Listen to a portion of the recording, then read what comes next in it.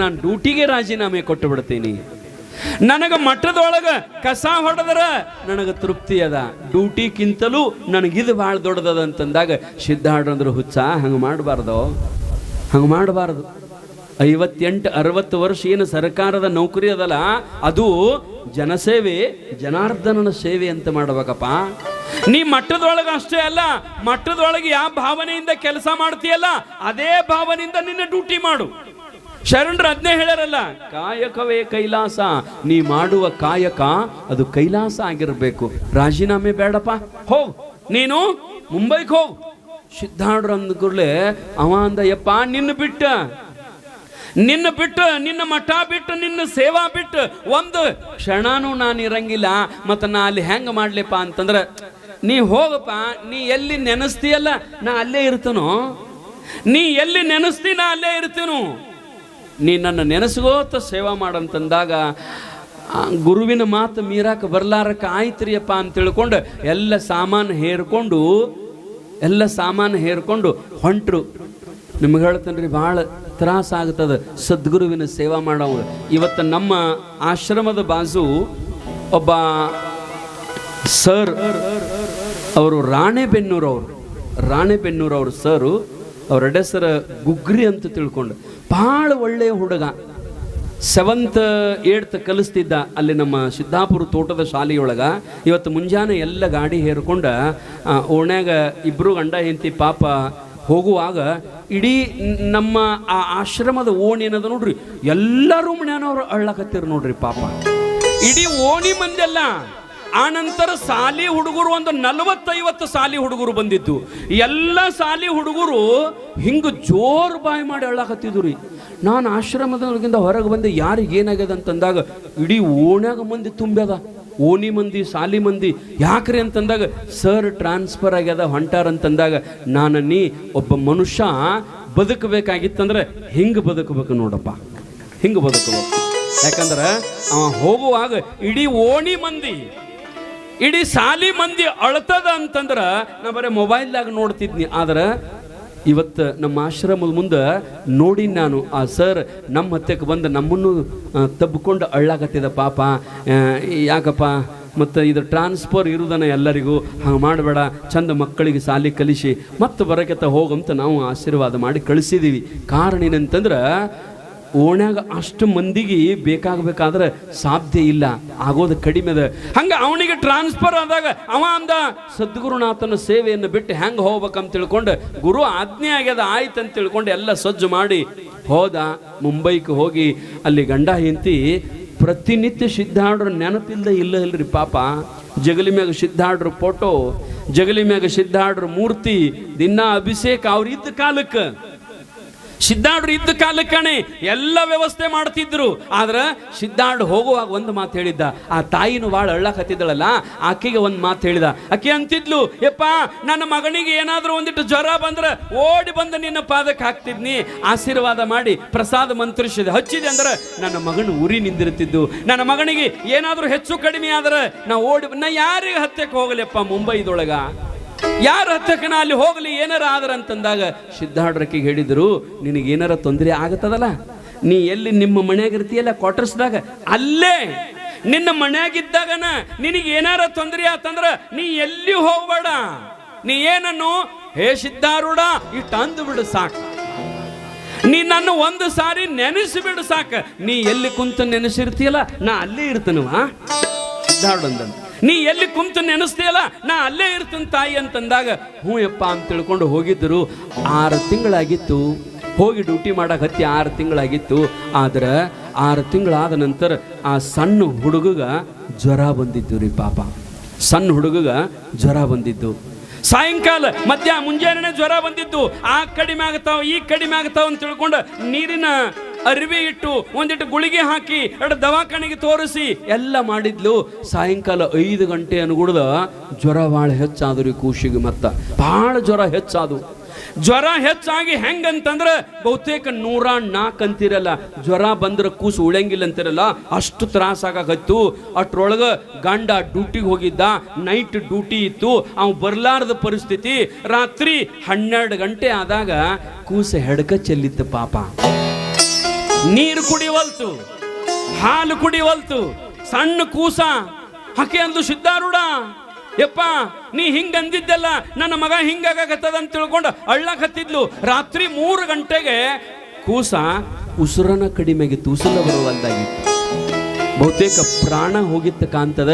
ಆಕಿ ಮೂಗು ಹಿಡಿತಾಳ, ಮೈ ತಣ್ಣಗಾಗತ್ತದ, ಬಹುತೇಕ ನನ್ನ ಮಗ ಸತ್ತದ ಅಂತ ತಿಳ್ಕೊಂಡು ಬಾಗಲು ಹತ್ತಕ್ಕೆ ಬಂದು ಹೊರಗೆ ನಿಂತು ಕೈ ಮಾಡಿ ಬಾಗಲು ತೆರೆದ ಹೇ ಸಿದ್ಧಾರೂಢ ಅಂತ ಚೀರಿದ್ಲು.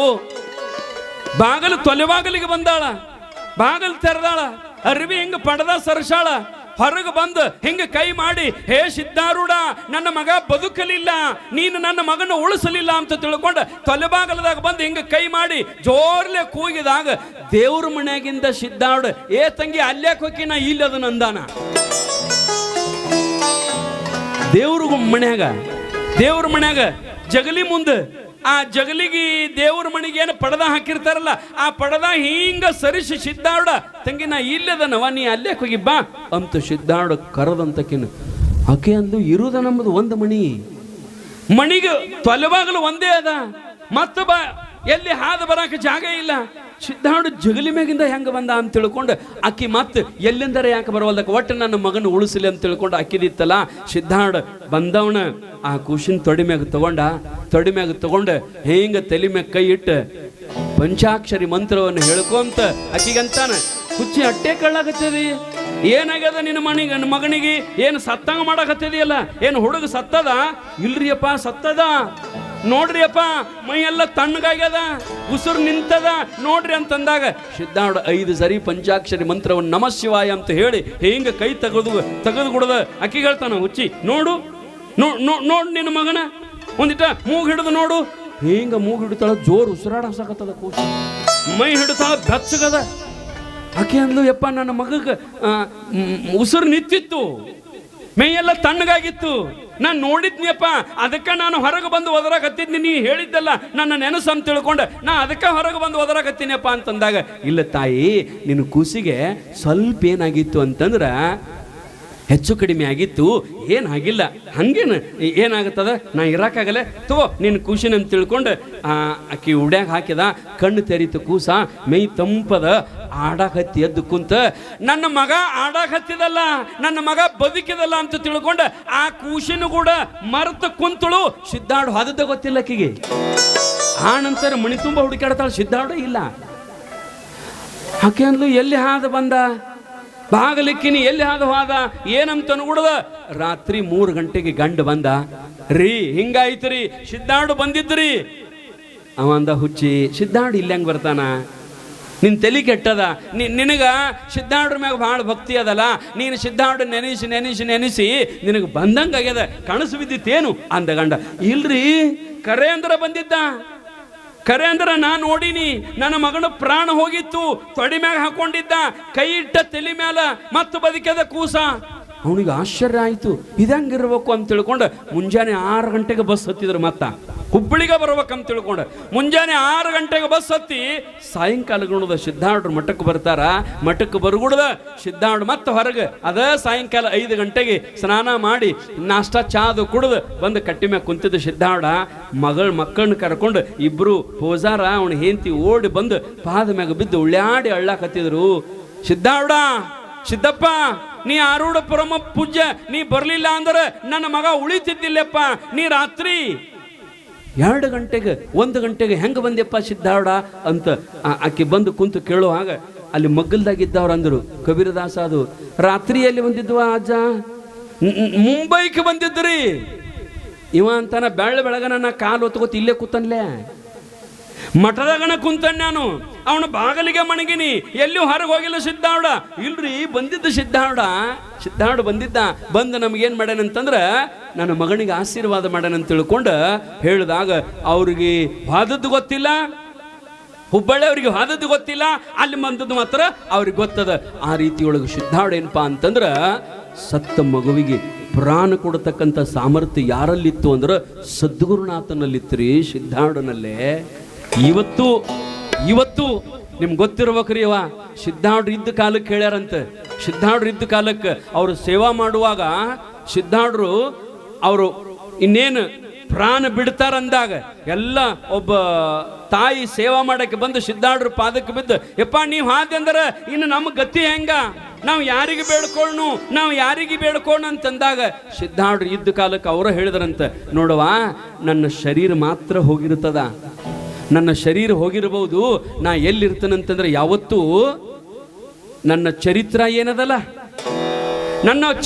ಏನದಲ್ಲ ಆ ಚರಿತ್ರದೊಳಗೆ ನಾನು ಯಾವತ್ತೂ ಜೀವಂತವಾಗಿರ್ತೀನಿ. ನಾನು ಯಾರು ಸಿದ್ಧಾರ್ಡ್ರು ಪಾರಾಯಣ ಮಾಡ್ತಾರ ಅವ್ರಿಗೆ ಏನು ಬೇಕಂತ ಬೇಡಿ ಪಾರಾಯಣ ಮಾಡ್ತಾರಲ್ಲ ಅವ್ರಿಗೆ ಅದನ್ನ ಆಗಿಂದಾಗ ಕೊಡ್ತಾನೆ ನೋಡುವ ಅಂತ ಅವ್ರು ಇದ್ದಾಗನ ಹೇಳಿ ಹೋಗಾರಂತ ಸಿದ್ಧಾರ್ಡ್ರು ಇದ್ದಾಗನ. ಅದಕ್ಕೆ ನಮ್ಮ ಸಿದ್ಧಾರ್ಡ್ರದ ಮಂದಿ ಭಾಳ ಮಂದಿ ಎಲ್ಲರೂ ದಿನನಿತ್ಯ ಚರಿತ್ರೆಯನ್ನು ಓದ್ತಾರೆ. ನೀವು ಇವತ್ತಾದ್ರೂ ಬೇಕಾದ್ರೆ ಟೆಸ್ಟ್ ಮಾಡಿ ನೋಡ್ರಿ, ಯಾರಿಗಾರ ಮೈಯಾಗ ಆರಾಮಿದ್ದಿದ್ದಿಲ್ಲ ಅಂದ್ರೆ, ಯಾರಿಗಾರ ಏನಾರ ತೊಂದರೆ ಆಗಿತ್ತಂದ್ರೆ, ಯಾರಿಗಾರ ದೆವ್ ಹೊಡೆದಿತ್ತಂದ್ರೆ, ಯಾರ ಮನ್ಯಾಗಾರ ಮಾಡಿಸಿದ್ರಂದ್ರೆ ನೀವು ಆ ಮಣಿಯೊಳಗ ಒಂದು ತೊಡೆ ದಿವಸ ಸಿದ್ಧಾರ್ಡ್ರ ಚರಿತ್ರ ಓದ್ರಿ, ಅದರ ನಂತರ ನೋಡ್ರಿ ಹೆಂಗಾಗ್ತದ ನಿಮ್ಮ ಬದುಕಿಗೆ ಬೆಳಕನ್ನು ಕೊಡ್ತಕ್ಕಂಥ ಸದ್ಗುರು ಸಿದ್ಧಾರ್ಡ ನಿಮ್ಮ ಮನ್ಯಾಗ ಕಾಯಂ ಬಂದು ನಿಂದಿರ್ತಾನೆ, ನಿಮ್ಮನ್ನು ರಕ್ಷಣೆ ಮಾಡಕ ಕಾಯಂ ಬಂದು ಸಿದ್ಧಾರ್ಡ ನಿಮ್ಮ ಮನ್ಯಾಗ ನಿಂದಿರ್ತಾನ್ರಿ. ಹಂಗೆ ಇದ್ದ ಕಾಲಕ್ಕೆ ಸಾವಿರ ಪವಾಡ ಸಿದ್ಧಾರ್ಡನು, ಯಾರು ಏನು ಬೇಡ್ತಾರ ಅದನ್ನು ಕೊಡ್ತಕ್ಕಂಥ ಸಾಮರ್ಥ್ಯ ಸಿದ್ಧಾರ್ಡ್ರಲ್ಲಿ.